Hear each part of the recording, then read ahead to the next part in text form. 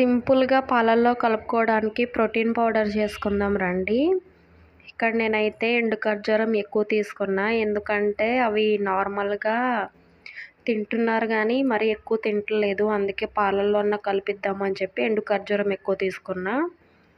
ఒక పావు కిలో జీడిపప్పు, అట్లాగే పావు కిలో బాదం పప్పు వేసుకుని ఫస్ట్ పప్పులు డ్రైగా వేపుకోండి, తర్వాత ఖర్జూరం వేసుకోండి. నేనైతే వేగిపోతాయి అని చెప్పి మొత్తం కలిపి వేపేసా. కాకపోతే ఏమంటారు, ఎండు ఖర్జూరం వేగిపోయింది కానీ పప్పులు మాత్రం వేగలేదు. అందుకే మళ్ళీ సపరేట్గా వేపాను. మీరు అట్లా డబల్ పని పెట్టుకోకుండా పప్పులు స్టార్టింగ్లో వేపుకుని తర్వాత ఖర్జూరం వేసుకోండి.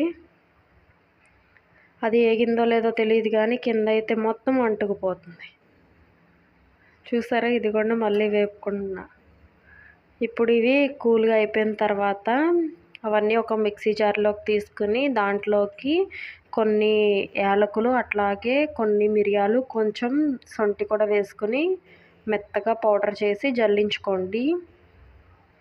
చూసారా, ఇట్లా బరకగా ఉంటుంది. మళ్ళీ ఒకసారి మిక్సీ పట్టుకుని మళ్ళీ జల్లించుకోవాలి, అప్పుడైతే ఫైన్ పౌడర్ అయిపోతుంది.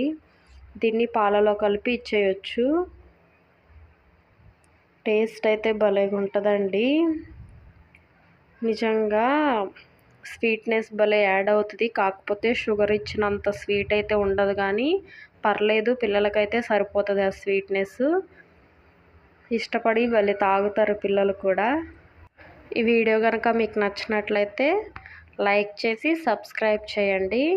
అట్లాగే మీ పిల్లలకి మీరు ఇంట్లో ప్రోటీన్ పౌడర్ చేస్తారా, బయట నుంచి తెస్తారా, కామెంట్ చేయండి.